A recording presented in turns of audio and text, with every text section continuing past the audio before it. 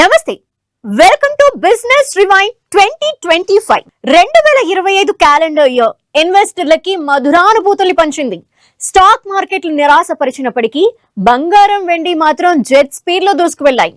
ఏడాది ప్రారంభంలో స్తబ్దుగా ఉన్న రియాలిటీ రంగం సెకండ్ హాఫ్ దూసుకువెళ్లింది. రూపాయి బలహీనత ఎగుమతిదారుల్ని ఆనందంలో ముంచెత్తగా దిగుమతిదారులకు చుక్కలు చూపించింది. ఐపీఓలు రికార్డు స్థాయిలో వచ్చాయి. ఓవరాల్ గా ఇయర్ లో మోస్ట్ ఇంపాక్టివ్ సెక్టార్స్ పై బిజినెస్ రివైండ్ 2025 ఇప్పుడు చూద్దాం. 2025లో తగ్గేదేలే అంటూ దూసుకుపోయాయి gold, silver rates. Trade war effect తో పాటు పలు దేశాల కేంద్ర బ్యాంకులు గోల్డ్ రిజర్వ్లు పెంచుకుంటూ ఉండటం సేఫ్ ఇన్వెస్ట్మెంట్ ఆప్షన్ గా ఇన్వెస్టర్లు గోల్డ్, సిల్వర్ కి జై కొట్టడంతో 2025లో ధరలు భారీగా పెరిగాయి. 2026 సంవత్సరంలోనూ ఇదే జోరు కొనసాగే అవకాశం ఉందని పలు రీసెర్చ్ సంస్థలు అంచనా వేస్తున్నాయి.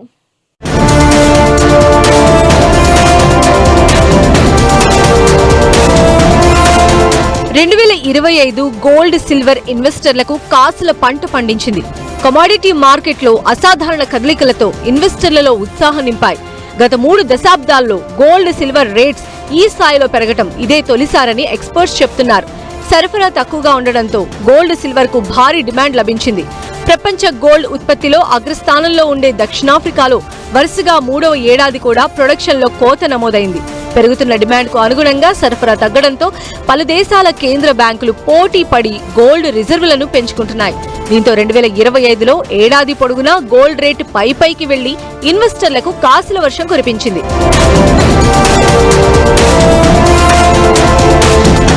2025 ప్రారంభంలో ఎంసీఎక్స్ లో గోల్డ్ రేట్ దాదాపు 75,000 రూపాయలుంది.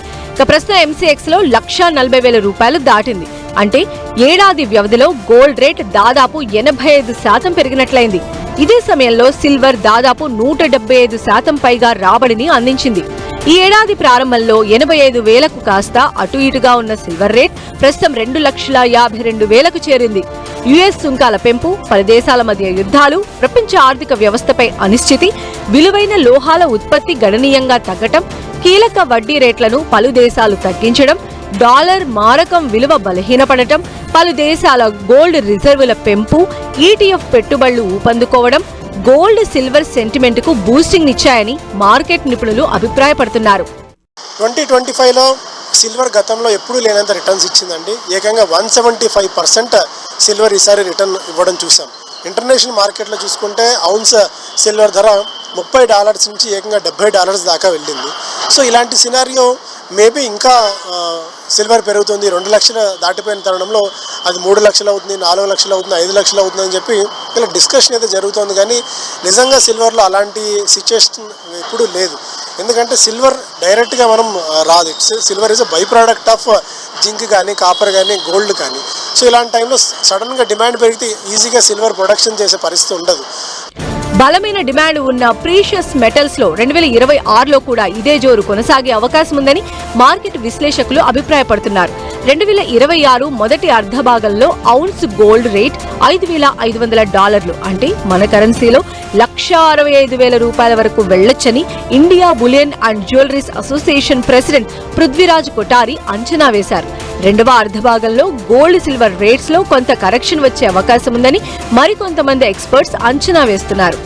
సిల్వర్ ఏంటంటే దానికి తాను ఇన్హరెంట్ స్ట్రెంత్ లేదు. ఇప్పుడు సిల్వర్ పెరగడానికి రకరకాల ఫ్యాక్టర్స్ ఉన్నాయి. ఒకటి ఈటీఎఫ్స్ నుంచి డిమాండ్ పెరుగుతుంది. ఫిజికల్ సిల్వర్కి డిమాండ్ అనూహ్యంగా పెరగడం, దానికి తగ్గట్టు సప్లై డిమాండ్ క్రంచ్ ఒకటి రావడం వల్ల సిల్వర్లో ఇలాంటి డిమాండ్ అనూహ్యమైన ఆర్టిఫిషియల్ డిమాండ్ ఒకటి క్రియేట్ అవ్వడం వల్ల మనకి ధర పెరుగుతుంది. కానీ ఒక్కసారిగా సప్లై కనుక స్టార్ట్ అయిపోతే సిల్వర్లో క్లియర్ 20 to 30% ఈజీగా సిల్వర్లో డ్రాప్ అయ్యే ఛాన్సెస్ ఎక్కువగా ఉంటాయి. ధరల పెరుగుదలకు సంబంధించి గోల్డ్, సిల్వర్ నిష్పత్తి కూడా ఒక ముఖ్యమైన అంశంగా చెప్పొచ్చు. బంగారం ధరను వెండి ధరతో భాగించడం ద్వారా ఈ నిష్పత్తిని లెక్కిస్తారు. ఈ ఏడాది ప్రారంభంలో 87గా ఉన్న బంగారం, వెండి నిష్పత్తి ప్రస్తుతం 64.50కు పడిపోయింది.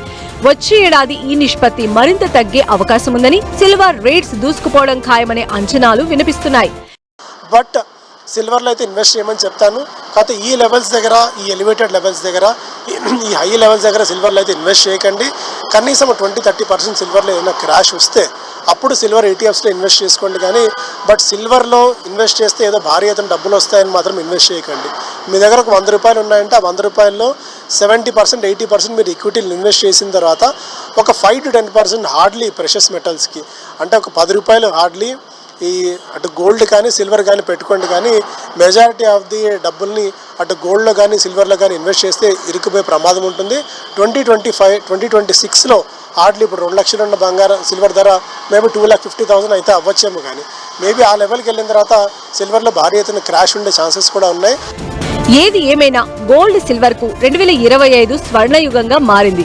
ఇయర్ ఎండ్ లో గోల్డ్ సిల్వర్ భారీగా పతనమైనప్పటికీ ఇదే జోరు 2026లో కొనసాగుతుందనే అంచనాలు వెలువడటం ఇన్వెస్టర్లకు మరింత ఉత్సాహాన్నిస్తోంది. 2025 సంవత్సరం దేశీయ స్టాక్ మార్కెట్ కి మిశ్రమ ఫలితాలు ఇచ్చింది. ఓవరాల్ గా చూస్తే దాదాపు 9% గ్రోత్ ఇచ్చినప్పటికీ గ్లోబల్ మార్కెట్లతో పోలిస్తే అండర్ పర్ఫార్మ్ చేసింది. 2025లో సైకలాజికల్ ఫిగర్ 85,000 పాయింట్స్ అని సెన్సెక్స్, 26,000 పాయింట్ల మార్క్ అని నిఫ్టీ క్రాస్ చేయటం ఇన్వెస్టర్లకి ఉత్సాహాన్నిచ్చింది.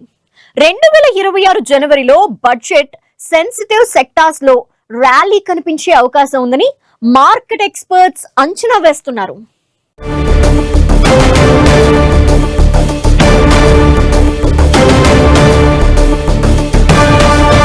2025లో దేశీయ స్టాక్ మార్కెట్లు ఆశించిన స్థాయిలో రిటర్న్స్ అందించలేకపోవడంతో ఇన్వెస్టర్లను నిరాశపరిచింది. సెన్సెక్స్, నిఫ్టీ ఆల్ టైమ్ గరిష్ట స్థాయిలకు చేరినప్పటికీ పలుమార్లు భారీ కరెక్షన్ కి గురయ్యాయి.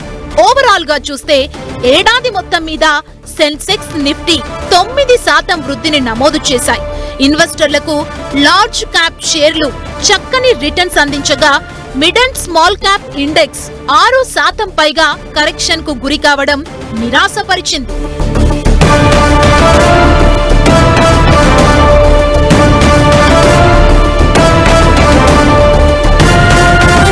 ఇక 2025లో గ్లోబల్ స్టాక్ మార్కెట్లు చక్కని పర్ఫార్మెన్స్ చేశాయి. అయితే దేశీయ మార్కెట్లో మాత్రం ఈ జోరు కనిపించలేదు.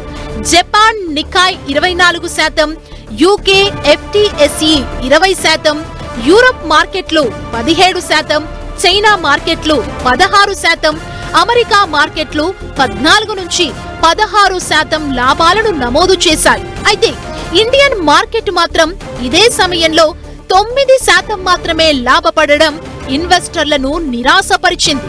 ఇక ఈ ఏడాది దేశీయ స్టాక్ మార్కెట్లో విదేశీ పోర్ట్ఫోలియో ఇన్వెస్టర్లు 158,000 కోట్ల విలువైన షేర్లను విక్రయించారు.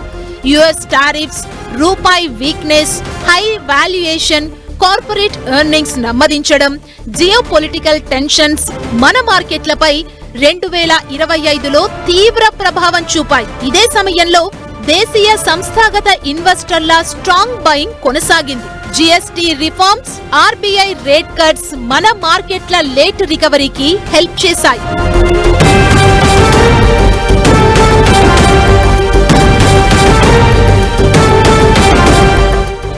ఓవరాల్ గా చూస్తే 2025 రెసిలియంట్ ఇయర్ గా చెప్పొచ్చు. మన మార్కెట్లకు చాలా ఛాలెంజెస్ ఉన్నా పాజిటివ్ రిటర్న్స్ అందించాయి. 2026లో కార్పొరేట్ కంపెనీల ఆర్థిక ఫలితాలు, ప్రభుత్వ పాలసీ సపోర్ట్, బడ్జెట్లో కీలక నిర్ణయాలతో టాప్ పర్ఫార్మెన్స్ కొనసాగొచ్చని ఎక్స్పర్ట్స్ అంచనా వేస్తున్నారు. సో 2026లో ఎలా ఉండబోతుంది? 2026లో మదుపర్లు ఏ విధంగా చూసుకోవాలి అని అంటే ముఖ్యంగా ఫైనాన్షియల్ సెక్టర్ అండి. ఫైనాన్షియల్ సెక్టర్లో బ్యాంకింగ్, NBFCs, అలాగే ఇన్సూరెన్స్ ప్రొడక్ట్లు, వీటికి సంబంధించిన స్టాక్స్, అలాగే హెల్త్ కేర్ సెక్టర్కి సంబంధించి హెల్త్ కేర్ స్టాక్స్ ఏవైతే ఉన్నాయో అవి, ఫార్మా స్టాక్స్, ఇవి కొంచెం స్టేబుల్గా ఉండడానికి ఛాన్స్ ఉన్నాయి. వీటితో పాటుగా కన్జ్యూమర్ డ్యూరబుల్ స్టాక్స్ ఇవి కొంచెం బెటర్గా పర్ఫామ్ చేయడానికి ఎక్కువ ఛాన్స్ అయితే ఉన్నాయండి. సో మీరు బ్యాంకింగ్ రంగానికి సంబంధించి, ఇన్సూరెన్స్ రంగానికి సంబంధించి, అలాగే ప్రైవేట్ ఫైనాన్షియల్ NBFCs ఉన్నాయి, ఈ స్టాక్స్ మీద, అలాగే Nifty pharma and health care sector stocks మీద ఎక్కువగా ఫోకస్ చేస్తే కొంచెం stable returns and better returns తీసుకోవడానికి ఎక్కువ ఛాన్స్ అయితే కనిపిస్తుంది. 2025లో auto, financial stocks, public sectors, banks best perform చేశాయి. అసెట్ క్వాలిటీ మెరుగుపడడం, credit growth, balance sheet strength కావటంతో PSU బ్యాంక్ ఇండెక్స్ 28% లాభపడింది. ఇక ఇన్ఫ్రాస్ట్రక్చర్ డిమాండ్, కమోడిటీ ధరలు పెరగటంతో మెటల్ ఇండెక్స్ 2025లో 22% పెరిగింది. GST రిఫార్మ్స్, RBI వడ్డీ రేట్ల తగ్గింపు, వాహనాల డిమాండ్ భారీగా పెరగటంతో ఆటో ఇండెక్స్ 21% లాభపడింది. IT, pharma, FMCG, consumer durables index నష్టాలను చవిచూశాయి.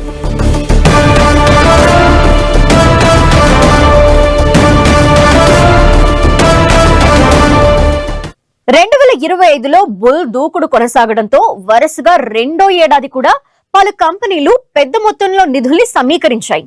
103 కంపెనీలు 176,000 కోట్లని నిధుల్ని సమీకరించి రికార్డ్ క్రియేట్ చేశాయి. 2026లో కూడా IPOల్లో ఇదే జోష్ కొనసాగే అవకాశం ఉందని మార్కెట్ ఎక్స్పర్ట్స్ అంచనా వేస్తున్నారు.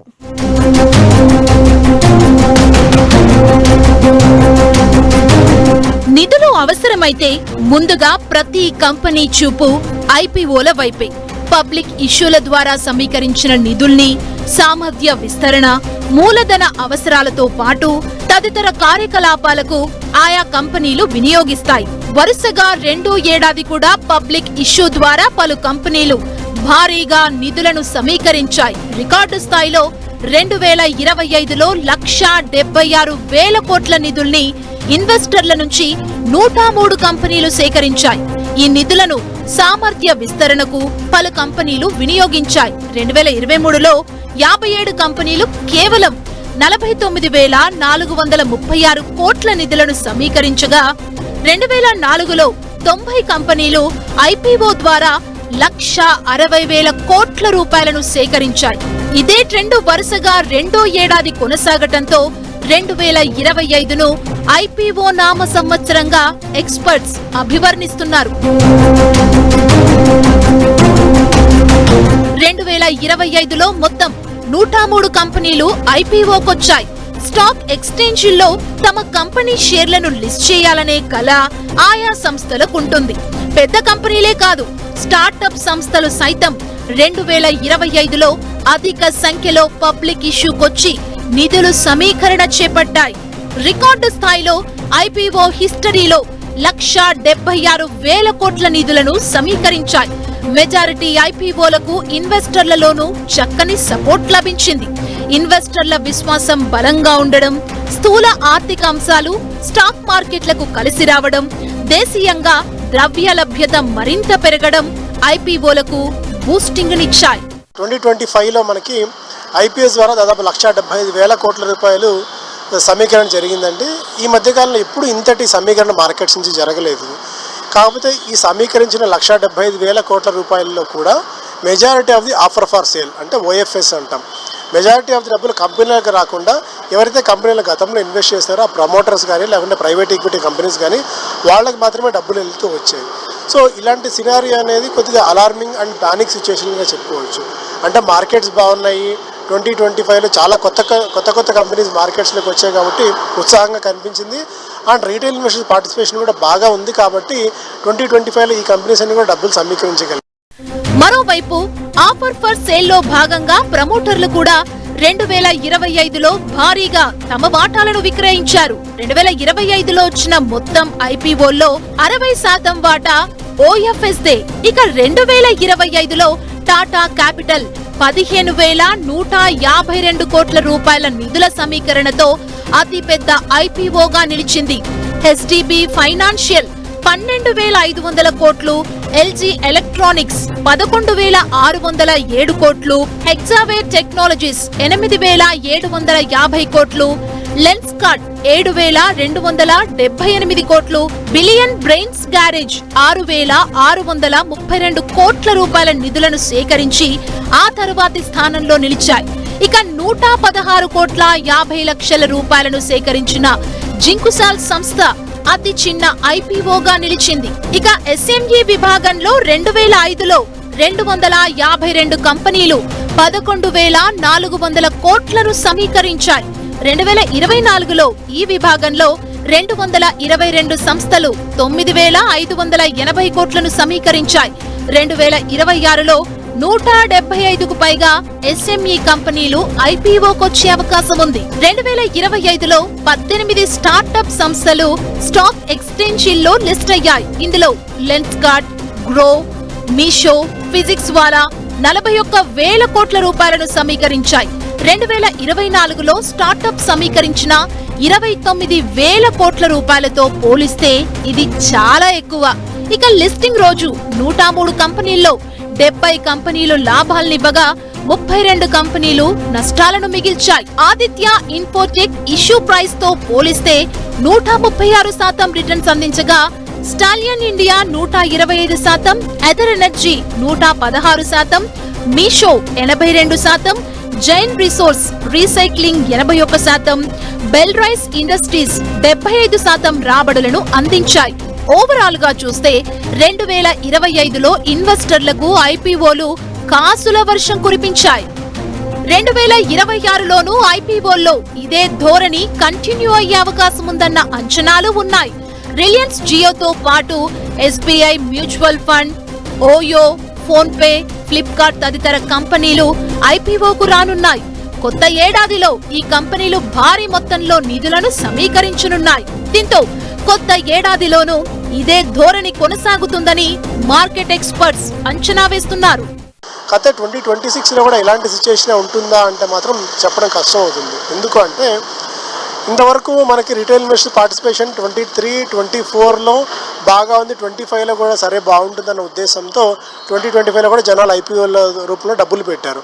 అండ్ ఇంకొక బ్యూటిఫుల్ పాయింట్ ఏంటంటే 2025లో మెజారిటీ ఆఫ్ ది కంపెనీస్ ఏవైతే ఐపీఓలో ఇన్వెస్ట్ చేసాయో వాళ్ళందరూ కూడా లిస్టింగ్ గెయిన్స్ తెచ్చుకోగలిగారు.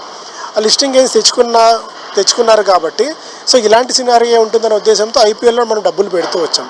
ఎప్పుడైతే సర్కిల్ డౌన్ టర్న్ అవుతుందో మనం 2008 లాంటి సినారియోలో రిలయన్స్ పవర్ ఒకసారి ఇష్యూ ఇచ్చి దాని తర్వాత మార్కెట్స్ ఎలా క్రాష్ అయిందో సో అలాంటి ఐపీఓ సినారియో కూడా మళ్ళీ మనకు మార్కెట్స్లో వచ్చే ప్రమాదం ఉంటుంది. కొత్త ఏడాదిలో ఐపీఓకొచ్చేందుకు ఇప్పటికే 75కు పైగా కంపెనీలు మార్కెట్ల నియంత్రణ సంస్థ సెబీ అనుమతి పొందాయి. మరో 100 కంపెనీలు సెబీ గ్రీన్ సిగ్నల్ కోసం వేచి చూస్తున్నాయి.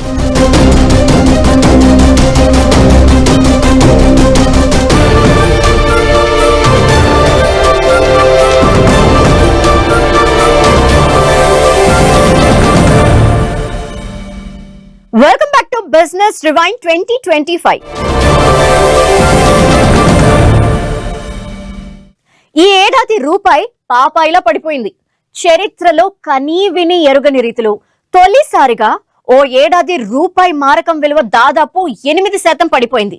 ఇది భారత్ కి దడ పుట్టించే అంశమైన ఎగుమతులు కూడా అంతే స్థాయిలో పెరగడం కొంచెం ఊరటనిస్తోంది.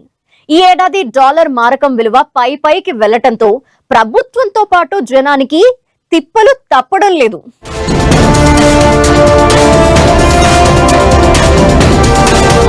గ్లోబల్ మార్కెట్ లో డాలర్ కు డిమాండ్ పెరిగినప్పుడల్లా రూపాయి మారకం విలువ బలహీనపడుతోంది.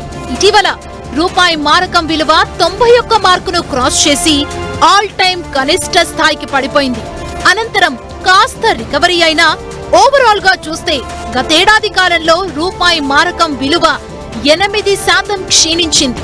ఆర్బీఐ జోక్యంతో కొంత కోలుకుంటున్నట్లు కనిపించినా ఓవరాల్ గా చూస్తే ఇంకా పతనం ఆగిపోలేదని కమోడిటీ ఎక్స్పర్ట్స్ అంచనా వేస్తున్నారు.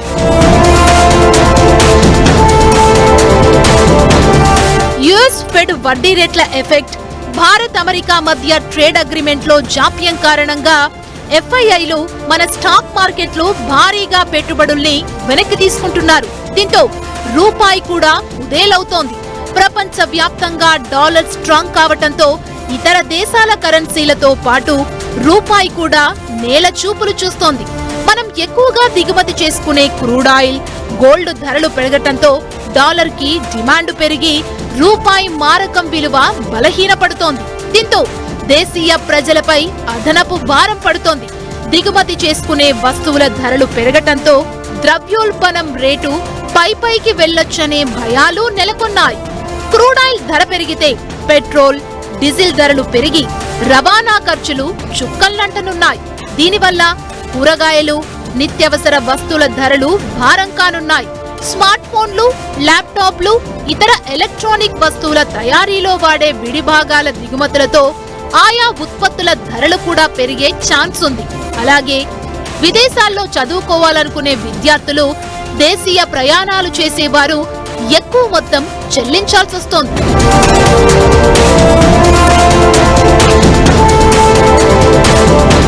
ఇక రూపాయి బలహీనంతో కొన్ని రంగాలకు మేలు కలగనుంది. ముఖ్యంగా ఐటీ సేవలు, ఫార్మా ఉత్పత్తులను విదేశాలకు ఎగుమతి చేసే కంపెనీలకు ఇది లాభదాయకమని ఎక్స్పర్ట్స్ చెబుతున్నారు.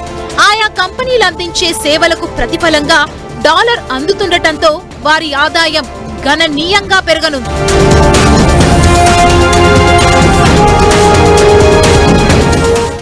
గ్రేటర్ హైదరాబాద్ రియల్ ఎస్టేట్ రంగం క్రమంగా కోలుకుంటోంది.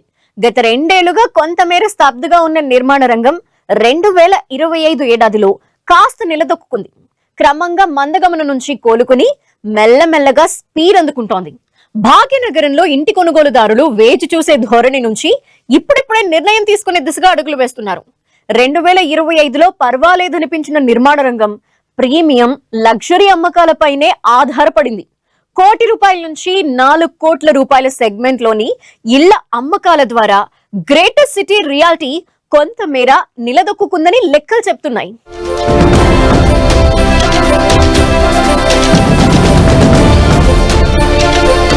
రెండు 2025లో హైదరాబాద్ రియల్ ఎస్టేట్ మార్కెట్ క్రమంగా పుంజుకుంది. ఏడాది ప్రారంభంలో ఇళ్ల అమ్మకాలు ఆశాజనకంగా లేకపోయినా మార్చి నుంచి మెల్లమెల్లగా అమ్మకాల్లో వేగం పెరిగింది. మరీ ముఖ్యంగా హైదరాబాద్ లో ప్రీమియం హౌసింగ్ కు 2025లో క్రేజ్ పెరిగింది. ₹1.5 ఆ పైన ఉన్న ధరల ఇళ్ల అమ్మకాలు భారీగా పెరిగాయి. ఇదే సమయంలో 75 లక్షల లోపు ఉన్న ఇళ్లకు అంతగా డిమాండ్ లేదని పలు సర్వే నివేదికలు చెప్తున్నాయి.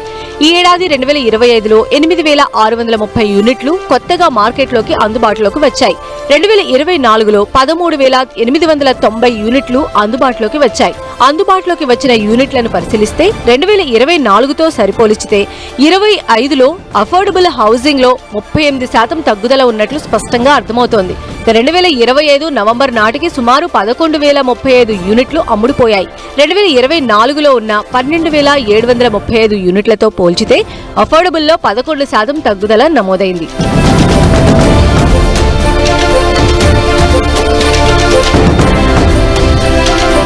హైదరాబాద్ లో ప్రీమియం హౌసింగ్ అంటే ₹1.5 కంటే అధిక ధరల శ్రేణిలోని ఇళ్లు 2025లో 8,205 యూనిట్లు అమ్ముడయ్యాయి.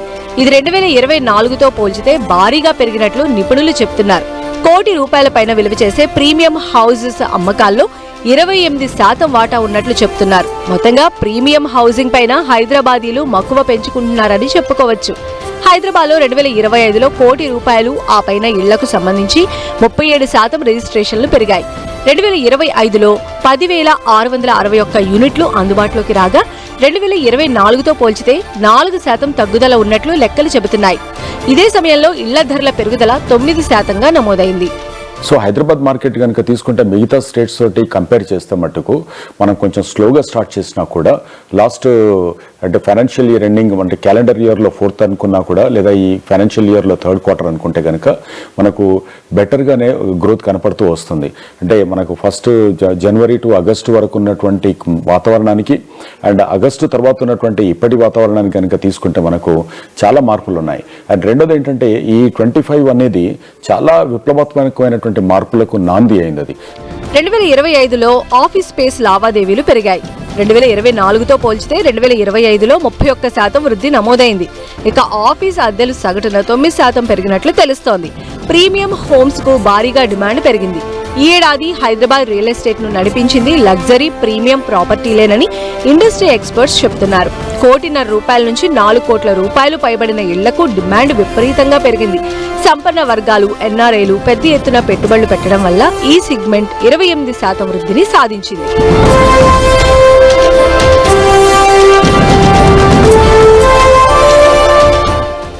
మరోవైపు నిర్మాణ ఖర్చులు పెరగడం వల్ల సామాన్యులకు అందుబాటులో ఉండే అఫోర్డబుల్ హౌసింగ్ సెగ్మెంట్ మాత్రం ఒడిదుడుకులకు గురైంది. హైదరాబాద్ నగరంలో ఇళ్ల ధరలు సగటున ఎస్ఎఫ్టీకి 6,164 రూపాయలు ఉందని నైట్ ఫ్రాంక్ ఇండియా తెలిపింది. హైదరాబాద్ మహానగర శివారు ప్రాంతంలో అపార్ట్మెంట్ల నిర్మాణాల సంఖ్య భారీగా పెరుగుతోంది. దీంతో సప్లై డిమాండ్ అసమతుల్యత ఉన్నట్లు ప్రచారం జరుగుతోంది. హైదరాబాద్ రియల్ ఎస్టేట్ 2025లో కొత్త ప్రాజెక్టుల లాంచింగ్లు, విక్రయాల ప్రారంభంలో 25% తగ్గినట్లు కనిపించినా ఏడాది చివరికి వచ్చేసరికి మార్కెట్ మళ్లీ పుంజుకుంది. ముఖ్యంగా వెస్ట్ హైదరాబాద్ లోని గచ్చిబౌలి, కోకాపేటలో ఇళ్ల ధరలు ఎస్ఎఫ్టీ 9,100 రూపాయల నుంచి 13,000 రూపాయల వరకు పెరిగాయి. దేశవ్యాప్తంగా ప్రధాన నగరాల్లో ఇళ్ల ధరలు సగటున 6 నుంచి 16% వరకు పెరిగాయి. మనీ సర్క్యులేట్ అవుతున్నప్పుడే కానీ ఏదైనా జరుగుతుంది.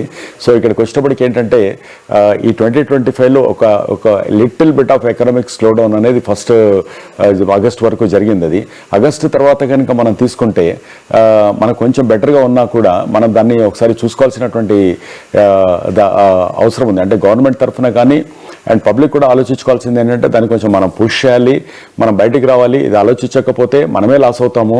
ఎందుకంటే nothing is going to, inflation ఏం తగ్గదు, ప్లస్ ఇంకోటి ఏమి ఉండదు. అండ్ ఆ టైం పీరియడ్లో ఏ రేట్లు పడిపోవు అనే విషయాన్ని మనం అర్థం చేసుకోవాలి. ప్రపంచంలో ఏది తగ్గదు, ఏది పెరిగేదే తప్ప. సో 25ను దృష్టిలో పెట్టుకొని మనం 25 ఆలోచిస్తే వాటికి డెఫినెట్గా చాలా ప్రోగ్రెసివ్గా ఉంటుంది. ఇక భారత్లో రియల్ ఎస్టేట్ ట్రెండ్ 2025లో విభిన్నంగా కొనసాగింది.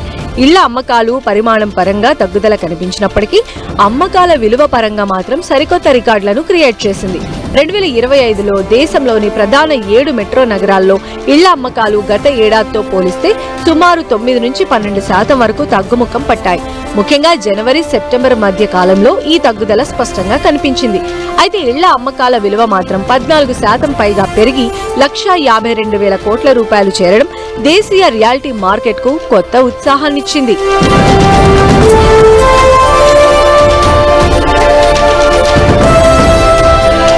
ఓవరాల్ గా చూస్తే 2025లో రియల్ ఎస్టేట్ రంగం పరిమాణం కంటే క్వాలిటీకి అధిక ప్రాధాన్యతనిచ్చింది. అఫోర్డబుల్ హౌసింగ్ లో మందగమనం ఉన్నప్పటికీ ప్రీమియం, ఆఫీస్ స్పేస్, లీజింగ్ రంగాలు చక్కటి వృద్ధిని నమోదు చేశాయి.